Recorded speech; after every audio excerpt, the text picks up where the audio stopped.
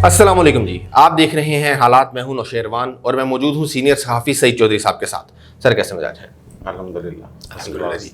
26 जुलाई के वीलॉग में खुशामदीद बात करेंगे कि नवाज शरीफ साहब के फौजी स्टैब्लिशमेंट के साथ ताल्लुकात कैसे ठीक हो सकते हैं, शेख रशीद ने किसका पैगाम दिया, और फिर स्टैब्लिशमेंट के दो बड़ों में इख्तलाफात की खबरें, सच्चाई क्या है, सिंध के जूनियर जज की सुप्रीम कोर्ट में तकर्री के मामले पर वकला तंजीमें फिर मैदान में आ गईं, और फिर जस्टिस साकिब निसार के खिलाफ रेफरेंस भेजने की तजवीज़ किस जज ने दी थी, और हुक्मरानों की लाइलमी की कहानियाँ, क्या इमरान खान साहब भी लाइल्म हैं? यार, इससे पहले मैं बात करना चाहूँगा कश्मीर के इलेक्शन पे। ठीक है। वो हमने ये कहा था कि ये तहरीक वगैरह नहीं चलाएंगे क्योंकि बड़ा हसास मामला है। ऐसा ना हो कि वो जैसे मकबूजा कश्मीर वाले जो आवाज़ बुलंद करते हैं, इधर से अगर आवाज़ बुलंद हो गई तो भारत और उसके हमनवा जो हैं उनको एक मौका मिल जाएगा कि देखें जनाब, यहाँ भी यही, वहाँ भी यही, वहाँ ये तो कश्मीरियों की आदत है, दोनों तरफ एक ही आवाज़ बुलंद किए जा रहे हैं। लेकिन मैंने ये कहा था कि जो इमरानी टोला है जी, इसमें बहुत सारे अहमक हैं। हाँ। उनको समझ नहीं आती कि ये इस मामले की हसासियत का अंदाज़ा ही नहीं है उन्हें।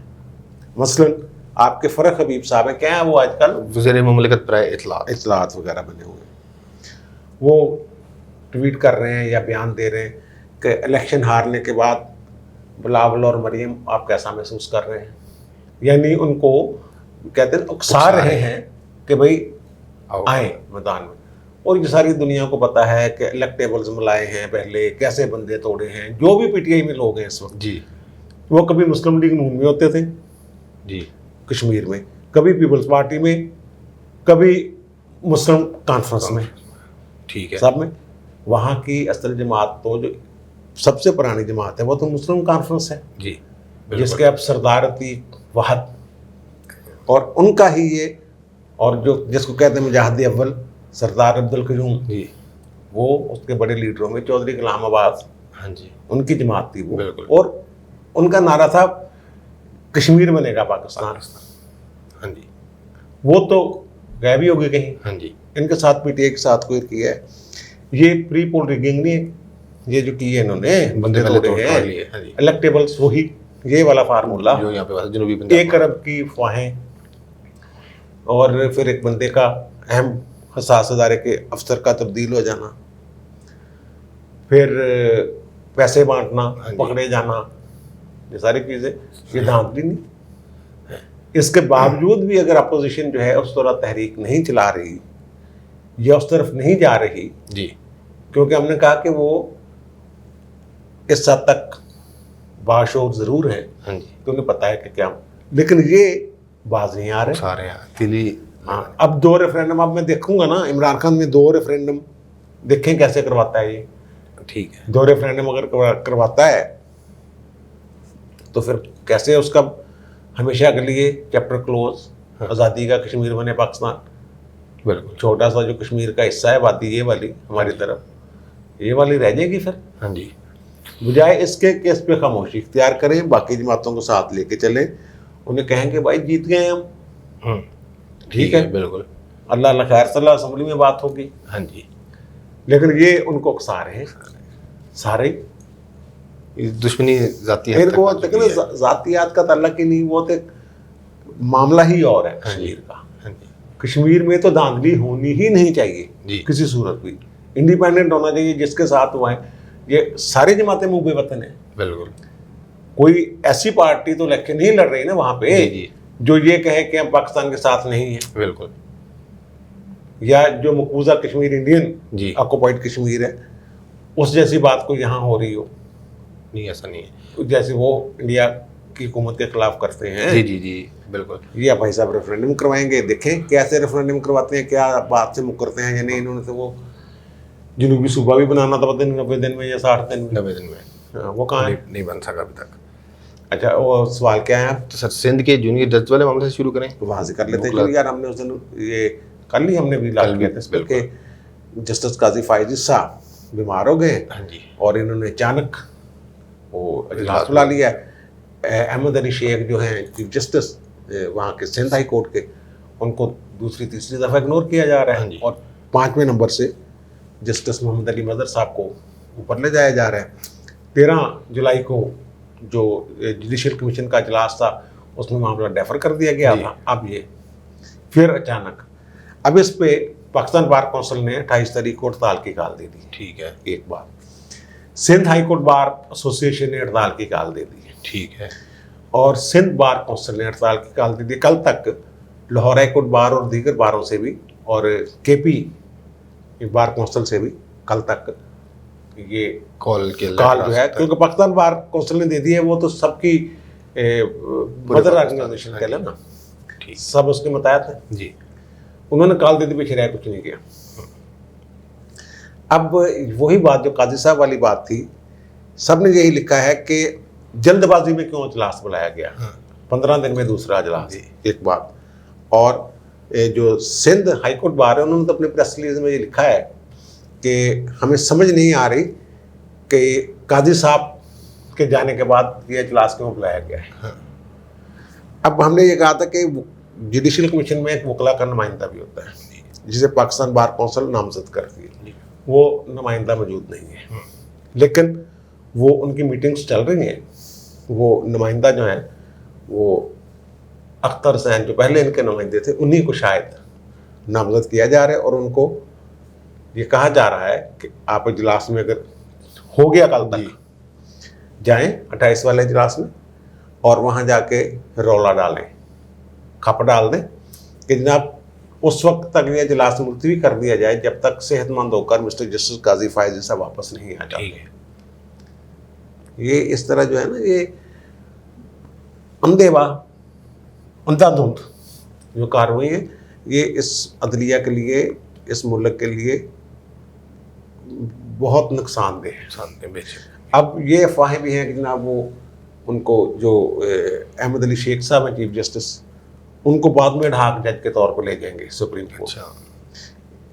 अडहाक जज के तौर पे जाने के लिए ठीक है, पता नहीं अब इसमें प्रोविजन जो है 182 आर्टिकल है, उसके तहत तो यह है कि जो चीफ जस्टिस पाकिस्तान है वो जुडिशियल कमीशन के साथ मुशावरत के साथ एक नाम जो है वो उस बंदे को नामजद कर अडहाक जज, यानी जब पूरी सीटें हो चुकी हो ना, 17 की 17 फिल हो चुकी हैं, फिर अडहाक जज जाना आर्जी तौर पे 1 साल के लिए, 2 साल के लिए, खास मुद्दत के लिए। ठीक है, लेकिन वो सीनियर भी हो, अडहाक जज सबसे जूनियर प्रोटोकॉल में होता है। ठीक है, अगर इनको शेख साहब को लेके जाते हैं सुप्रीम कोर्ट में, वो जाके वहाँ मोहम्मद अली मदर से जूनियर हो जाएंगे। अगर मोहम्मद अली मदर साहब पर ले जाते हैं जी, इस पे लाहौर हाई कोर्ट में बाकायदा 2 जजों के दरमियान फड्डा हो गया था। अच्छा, उनके सीनियरिटी का झगड़ा था जी जी, तो वो उनका डिवीजन बेंच बन गया। तो वो जो जूनियर जिसको रखा गया था, जिसने सीनियर के चैम्बर में जाना था और उसके अदालत में, उन्होंने कहा मैं नहीं जाना। अच्छा, वो लड़ाई होगी बाकायदा। ठीक है, इस तरह बड़े मसले होते रहे माजी में। ठीक है, तो उसमें यह है कि या तो सुप्रीम कोर्ट का जज जो रिटायर हुए जैसे 3 साल ना हो गए, उसे ढाक लगाया जा सकता है।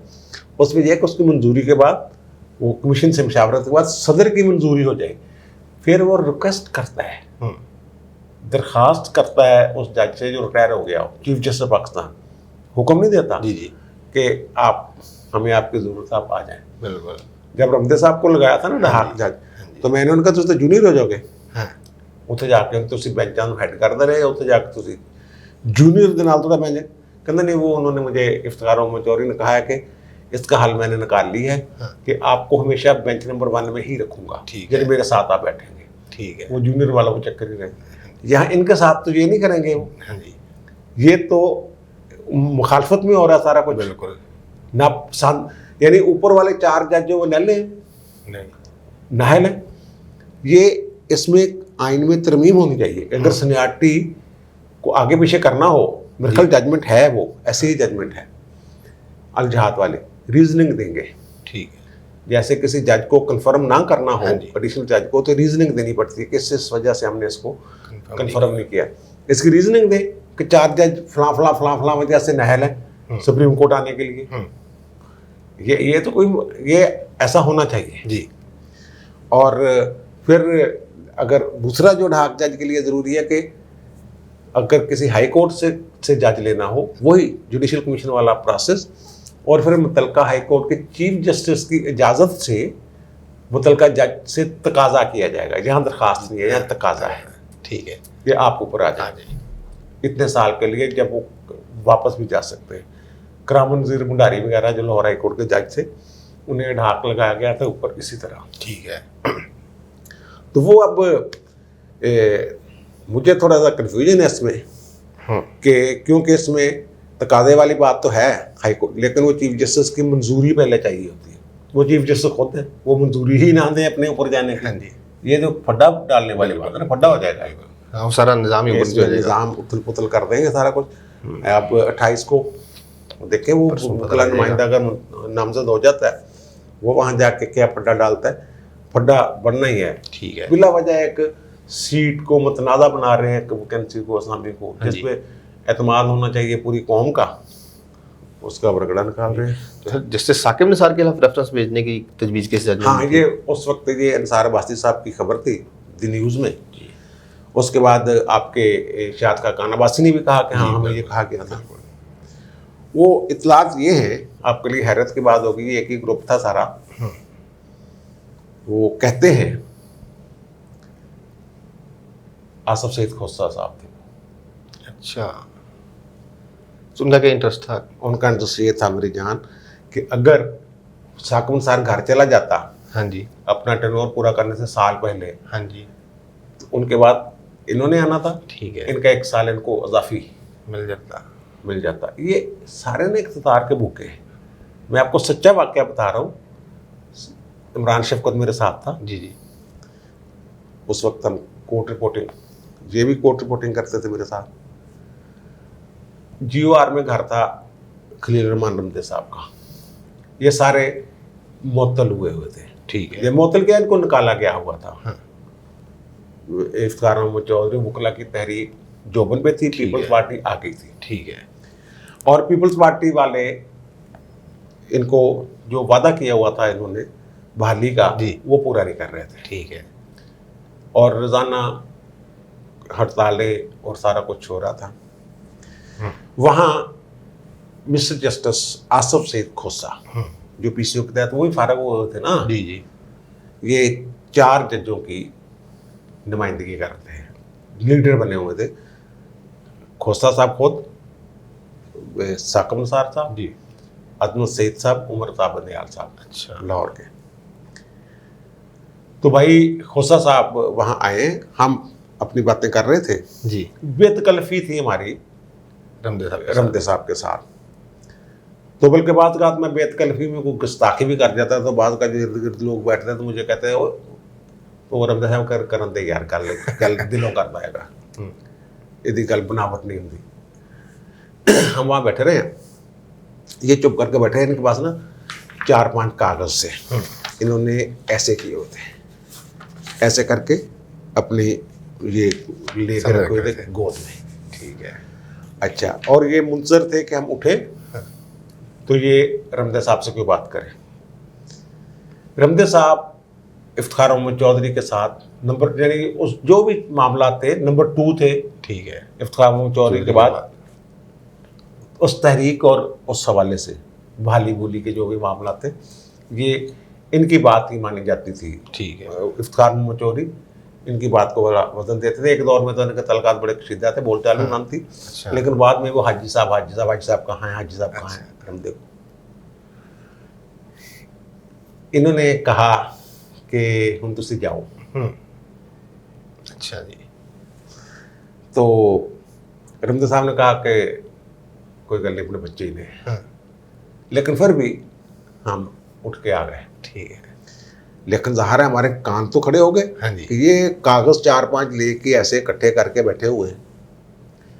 ये वो फार्मूला लेके गए थे उस वक्त कि इफ्तार मोहम्मद चौधरी वाली बहाली वाला जो मामला है, उसमें अगर नया हल्फ ले लिया जाए हमसे, नया हल्फ लेके, लेकिन हमारी पुरानी जो मुलाजमत है उसको उसमें शामिल करके सीनियरिटी बरकरार रखी जाए। हाँ जी, ऐसा कोई ऑर्डिनेंस या कोई नोटिफिकेशन कर दे हुकूमत, ठीक है, इंतजामी, तो हम हल्फ उठा के, यानी PCO की बजाय आइन बहाल हो गए, आइन के तहत हल्फ उठा लेते हैं। ठीक है, हमारी ये अपॉइंटमेंट नहीं होगी, नया हल्फ लेंगे, ठीक है। लेकिन ये हमारी सीनियरिटी माजी वाली इसमें शामिल की जाएगी। ओके। ये फार्मूला फिर पीपल्स पार्टी ने लगाया। हाँ, जिन्होंने असर के टाइम तोड़ी थी ना अपनी रोजा, तोड़ लिया था। ये फार्मूला इनका था। अच्छा, इन्होंने ठीक। फिर वो उन्होंने कर दिया हाँ जी, नोटिफिकेशन कि जनाब ये दोबारा हल्फ उठा लें। इफ्तिखार चौधरी वगैरह बाकी उन्होंने तो नहीं उठाया जी, ये लाहौर हाई कोर्ट के 4 बंदे जो थे इन्होंने उठा लिया। सुप्रीम कोर्ट में भी कुछ ने उठा लिया था, ठीक एक है। दो ने, राजा फयाज साहब ने भी शायद उठा लिया था। हाँ, उनकी वजह तो ये थी कि उन्होंने बीवी का जेवर बेच गया उस बेचारे था, अच्छा, इतने बुरे हाल हो गए थे। अभी वो अंदर की बातें हैं। जी जी, ठीक है। लेकिन ये फार्मूला वो साहब ले गए थे। कादियाँ दोस्तियाँ थे, कादियाँ यारियाँ थे, कादा ये हर एक यहाँ पे अपने फायदा, अपना पेट भरने के लिए अपने टो टप्पा और अपना ये और जी, वो, ठीक उसके है। लिए अभी आपने बात की थी लालमी वाली, जी जी, वो भी उसका भी। ठीक है सर। उस पर बात करने से पहले मैं चाह रहा हूँ कि नवाज शरीफ और शेख रशीद वाला मामला, नवाज शरीफ के फौज से ताल्लुकात कैसे ठीक हो सकते हैं? शहबाज नहीं, मेरे ख्याल पहले उस पर बात कर लें, वो बड़ी अहम बात है। वो आपने कहा था ना, उन्होंने आरिफ निज़ामी ने खबर दी थी बेनज़ीर भुट्टो जी, की जी, कि आज हुकूमत इसकी टूट हुकूमत जाएगी। टूट जाएगी। फारूक लगारी साहब जी, जी, सदर थे और बड़े मुकरीब थे, और बेनज़ीर ने फिर फ़ोन किया, हाँ, अवान सदर कोई गल नहीं थी ऐसी, और सिंध हाउस में उन्होंने प्रेस कॉन्फ्रेंस की ठीक कि है। ये खबर झूठी है, मैं तो इत्मीनान मुतमईन हूँ।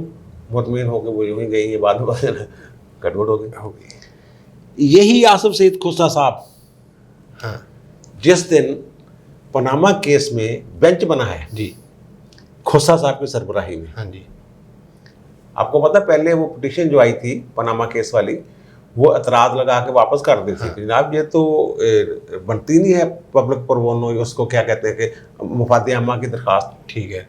ऑब्जेक्शन केस के तौर पे जिस बेंच में लगी वो ये साहब थे, आसिफ सईद खोसा। खोसा साहब। और अब अगली बात, लाइलमी वाली बात, मियाँ मोहम्मद शहबाज शरीफ वज़ीर आला पंजाब, उनके पास 2 जय्यद सहाफ़ी बैठे हुए थे। ठीक है। जिस वक्त ये इतला आई कि जनाब खोसा साहब की सरबराही में बेंच बन गया है, ठीक है।